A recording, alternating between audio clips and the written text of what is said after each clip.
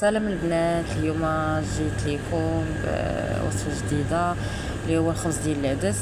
كنت المهم تنشاركها معكم. كنت انا ديجا وجدت العجين، خلطته وهنايا ديجا وجدت لاطا، خرجت لي تقريبا شي 7 الحبات. ومهم هانتوما تشوفوا معايا، ودرت عليهم الزريره على حسب الرغبه. كيجيو فنين مفيدين لصحاب فقر الدم، السكر اللي عندهم مشكل مع فورس الفطور هكا الغدا، يديروا دي برغر. المهم ما يتحرموش الناس اللي مرض، ما يتحرموش. باش ما كاين الا بغيتو لا غوسيت نشاركها معكم، وما مخبيزاتي كيفاش جاو كيحمقوا. المهم انسان خاصو يلقى بديل، الفورس ماشي صحي.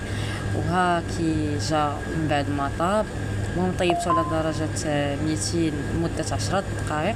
من وراها نقصت عليه درجة الحرارة، بقيت مقابله حتى طاب. نقصت عليه درجة الحرارة وصلت ل 180 درجة.